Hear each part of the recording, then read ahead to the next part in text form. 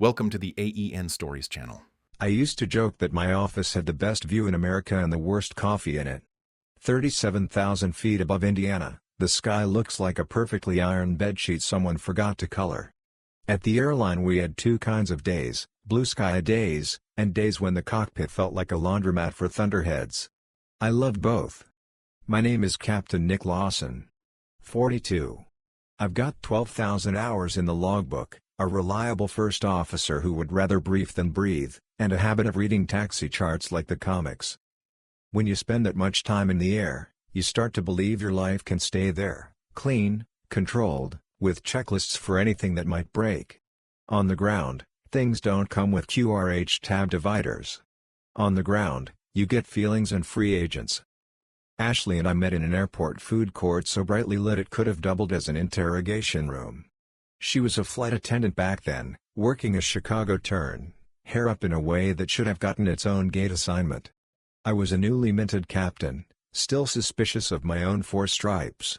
She asked if I wanted the last table. I said we could share it. She ate fries one at a time, like they were a test. We talked boarding groups and union nonsense and whether anyone actually likes Midway's flow. By dessert, I'd learned the most dangerous thing about her: she made every room feel like a departure lounge for something better. We married between rotations, somewhere in the middle of Kansas, if you count the vows we muttered to each other over the APU while waiting for maintenance to sign off ML on the coffee maker.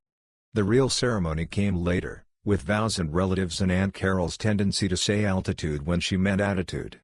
We had this line we'd throw back and forth like a lucky coin: same sky. When my radio calls were smooth and her cabin was full of those blissful unicorns known as respectful passengers, we'd text a little airplane emoji and those 2 words. It felt like a promise big enough to live in. That was the first decade. We got good at making long days short. I'd bring her coffee up front when the seatbelt sign was off, she'd sneak me the good cookies once the kids in 14C finally slept. Layovers were a game of what's open within walking distance, naps split between blackout curtains and alarm clocks, and the kind of tired that feels like a badge of honor when you're 35. We saved for a tiny house with a backyard so small even the airline wouldn't charge extra for it. We kept a globe on the mantle and stuck pins in cities we hadn't technically seen but had technically landed near. It was us against delays, gate lice, and weather. I noticed the first turn in the pattern the way you notice a shallow descent. Not a sudden drop, just a disquiet on the altimeter. Ashley started using a voice with the younger pilots I only ever heard when she was talking to puppies or toddlers in first class. It was that sweet, amused tone you deploy for things too new to be dangerous. "Oh, you're still on the 737? She'd say, bright eyes, tilted head. "You'll love the Airbus once you get over feeling left-handed." "You're flirting with the foe," I told her once, in that laughing way husbands try to make truth sound like banner. "Please," she said, waving her hand, bracelets chiming, a new habit I had to learn. "They flirt with me. I'm immune." She wasn't immune to new habits.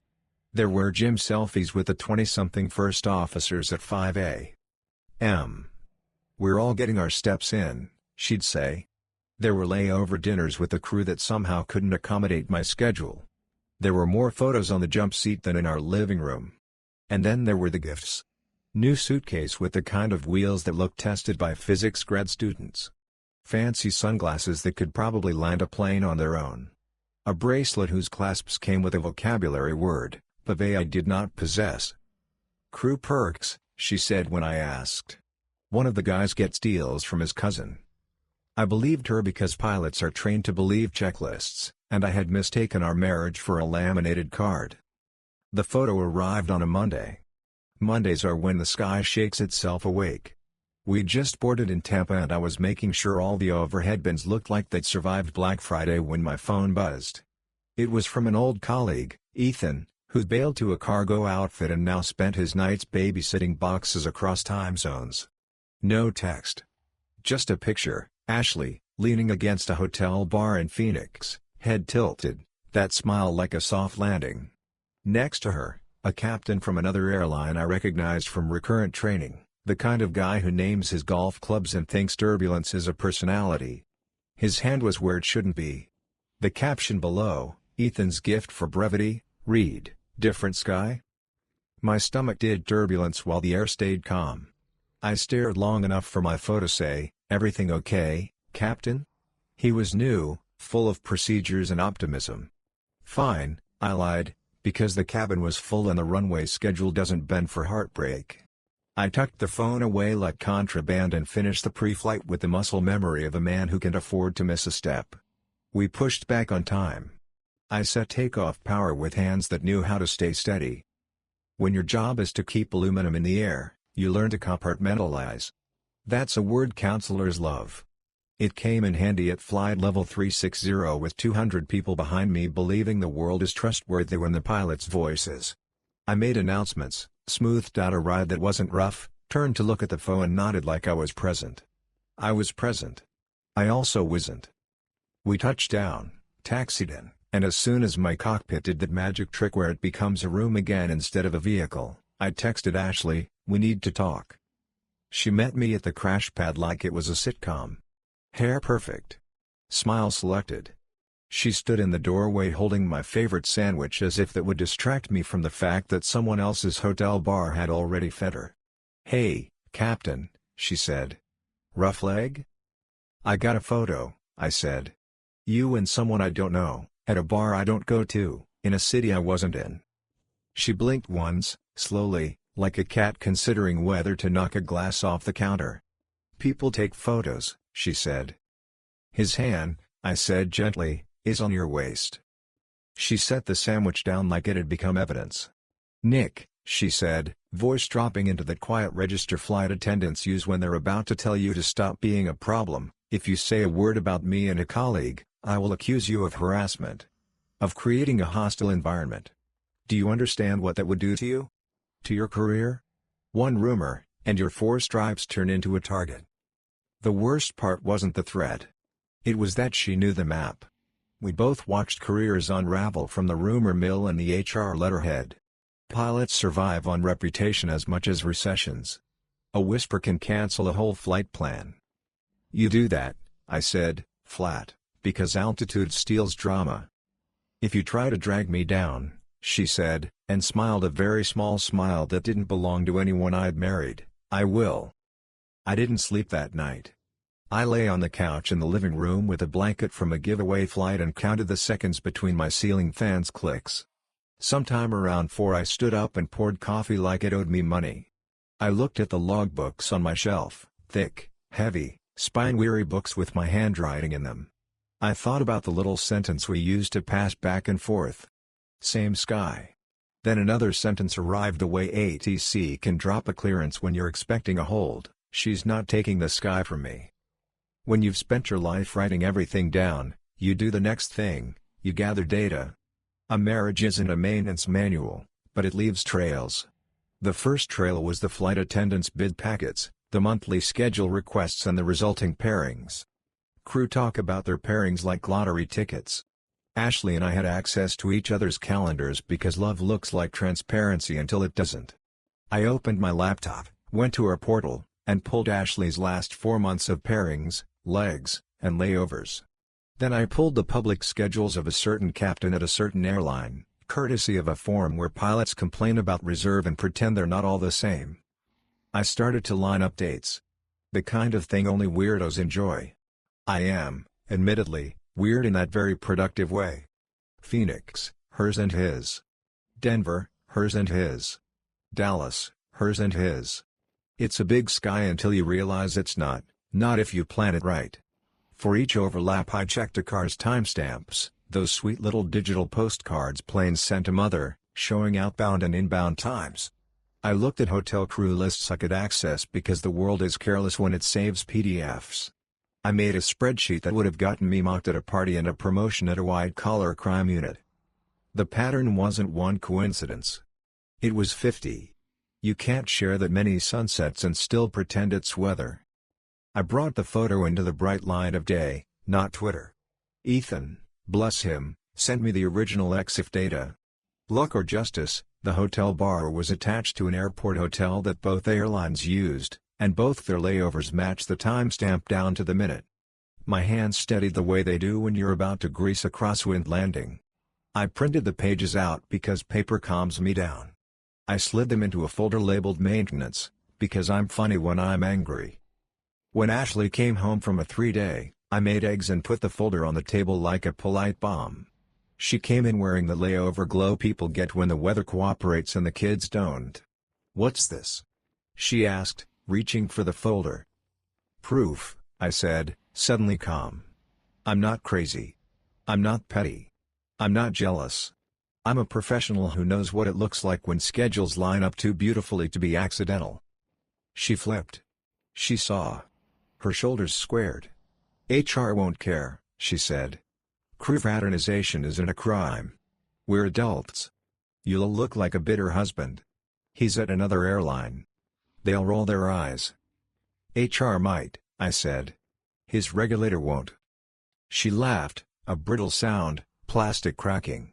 "You're not going to the FAA. You'd burn your own house down." "I'm not lighting a match," I said. "I'm opening the curtains." That week, I did two uncomfortable things. I asked for a meeting with our HR and I asked a reporter a question off the record. The HR meeting was in a bright room with a plant that looks like it reads people's emails. I brought my stack, my timelines, my careful little arrows. I said words like conflict, policy, retaliation threat, hostile work environment. I did not say I'm hurt. HR isn't set up for feelings, it's set up for forms. The director looked at my pages and said the sentence you want an adult to say in a messy room, "We'll look into it." The reporter was someone I had met once at a charity thing for scholarships. She wasn't in the let's burn it down business, she was in the let's verify one.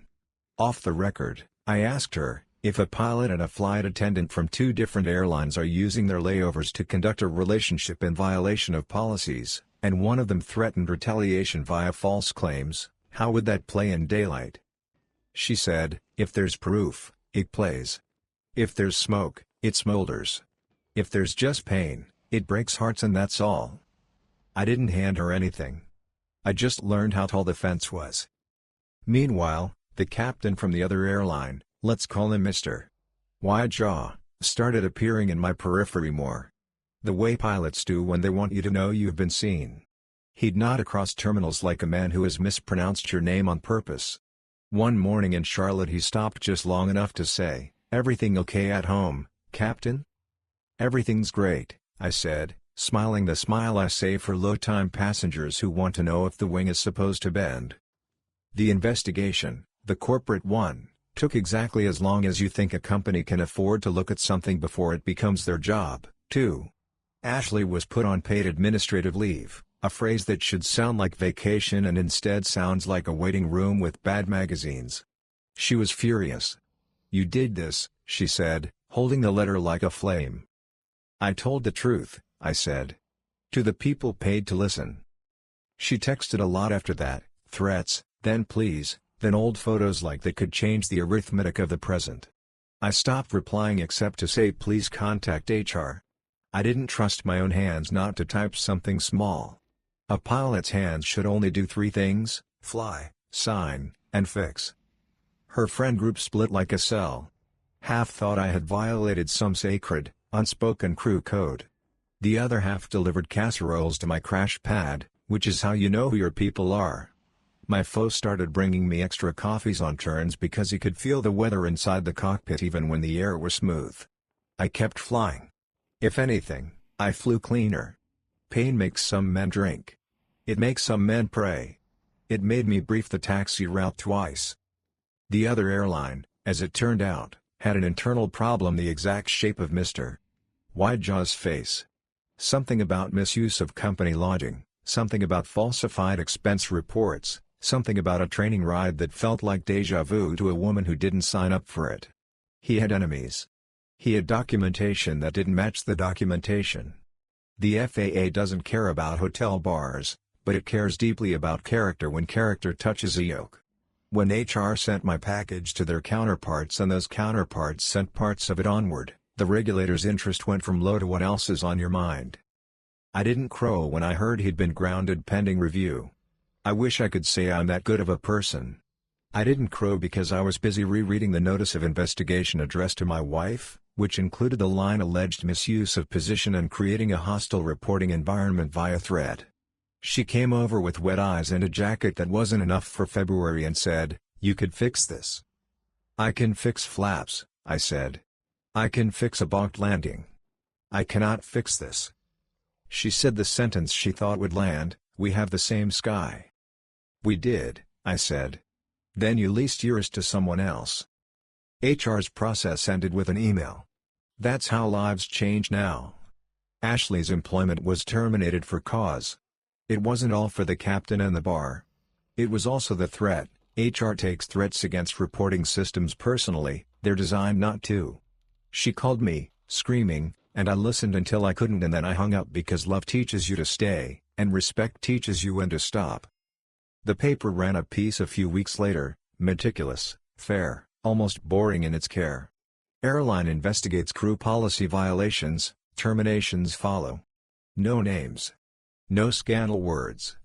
Just policy and procedure and a nod to a trend regulators had been watching, crew fraternization leading to conflicts of interest. My name never appeared. It didn't need to. The other captains did. A month later, when the FAA announced the revocation of his ATP certificate for falsifying records tied to his expense reports and a failure to disclose an entanglement that had become a safety hazard. That last phrase is a catch-all. People like to argue about whether your private life should matter to your license. The FAA's position is that honesty always does. After the dust settled, my chief pilot asked me to come in. His office smells like coffee that has made too many turns. He shut the door and said, "How are you, Nick?" "Better in the air," I said. He nodded like he'd bet on that answer. "You handle this with a level head. We need more of that over at the Academy." "The Academy?" "FAA's ramping up its instructor program," he said. "We need line pilots who remember both the book and the people in it. Men who can teach kids that aviate, navigate, communicate as a hierarchy for more than airplanes." "I'm not a teacher," I said, even though I'd been teaching Fos to do math before the FMC could, since before he had gray hair. "Sure you are," he said. "You explain without condescension. You brief without being boring. You don't panic. You like paperwork." He smiled for the first time. "Also, you're a walking seminar in how to do the right thing while everything else is wrong. We could use that. There's a pride you feel when you see your last name embroidered on a jacket. There's another when you hand your epaulets to a kid with a brand new medical and watch him understand that lives will one day sit behind his decisions." I took the job. I traded my line for a classroom, my routes for syllabi, my dispatch releases for lesson plans that included a lot more humanity than the FAA probably intended. I still flew, sims, check rides, pro studies. My new office's view was a parking lot. The coffee didn't improve. I learned to love watching a nervous 23-year-old execute the cleanest V1 cut of his life and then grin like he'd just parallel parked on Mars. I learned to love the look on a student's face when they finally understand that ATC is your friend and also not your dad. I learned the pleasure of writing satisfactory and neat letters under judgment. I even learned to love the kind of paperwork that makes sure the people who pass your course end up saving lives and not starring in reports. Every now and then a student asks about the story. You can't keep secrets in a hangar. I tell them a PG version. Someone I trusted made choices. I made other choices. The system did what it's supposed to do when people report with proof. Then I tell them the part that matters to their futures. You are not just your hours. You are your habits. Tell the truth on paper. Tell it in the cockpit. Don't make other people pay for your shortcuts. And never, ever weaponize policy to cover your mistakes. Policy is there for the scared kid on their first flight, not the pilot who wants his life to look like a brochure. Ashley moved. People say she's doing consulting for a travel company that thinks influencers are a marketing plan. I hope it makes her happy. I don't carry around hate. It's heavy and the baggage fees are ridiculous. Sometimes, when the winds are right and my calendar offers a mercy, I take a hop just to remember the smell of jet fuel and filtered air. I sit in the right seat and let a new captain handle the calls, and I look out at the same sky we used to text each other about, and I think about how it didn't belong to us after all. It never did. It belonged to the people who trusted us to use it well. The academy gave me a little office with a bulletin board. On it, I keep three things: a photo of the first crew I ever flew with as a captain, me trying too hard to look solemn, Ashley laughing at something a passenger said, a note from a student that reads, "Thanks for teaching me to say unable when I need to," and a printed out checklist titled "When Everything Else Breaks." Item 1, Aviate. Item 2, Navigate. Item 3, Communicate. Item 4, Tell the truth. There's a sign outside the sim bay that was there long before I got there, just a little brass thing that blends into the wall if you're not looking for it. It says, "Fly the airplane." I touched it the day they made me a full-time instructor. I touch it now, whenever I walk in, like a superstitious baseball player tapping the top of the dugout. It reminds me that everything I lost was lower than what I kept. It reminds me that the point of all of this was never the bar photos or the schedules lining up or the gossip in the crew lounge. The point was always the same: climb, power, pitch, trim. Keep the shiny side up. Bring the people home. A kid came into my office last week, name of Martinez, hands that won't stop moving when he's excited. "Captain Lawson," he said, breathless. I greased the crosswind in 27. The instructor said it was art. I grinned. "Don't let it go to your head." He fidgeted, then blurted, "Is it true? The story about your wife and that other captain?" "It's true," I said. "But so is this: we're all more than our worst day." He nodded, shuffled, and then looked up. "You ever miss the line?" "Every day," I said. "And then I get to teach you how not to scare me when you're on it. So it works out." When I leave the academy at night, the horizon sometimes throws a sunset at me so garish even Phoenix would blush. I stand in the parking lot a minute, looking at the sky a man once threatened to take from me and realizing it didn't move. It never does. It just waits for you to climb into it with the right heart. If you're looking for a moral because you're a human being and we love to put morals on things like their safety pins, here's mine: don't mistake a shared uniform for a shared soul. Don't let fear turn you into someone else's alibi. Keep your records. Keep your temper. Keep your airspeed. And when someone tries to convince you that your world will end if you tell the truth, remember that the truth is the only thing that knows where the runway is when the visibility drops. I used to think same sky meant romance. Now I think it means responsibility. The sky is the one steady thing. You don't get to own it. You get to earn it. These days, when my students walk out of their check rides with their own lucky coins, a typed passed on a FAA form, I shake their hands and say, "Welcome to the sky." Don't embarrass it. They laugh. Then they nod. Then they go practice being worthy. That's all I ever wanted to do. And that's what I get to do now, every day, with a view of a parking lot and a brass sign that reminds me I still have the only instrument that ever mattered, a compass that points toward honest. Thank you for listening my story. If you want more raw, real, and gripping stories like this one, subscribe to the AEN Stories channel. Your support keeps these stories alive.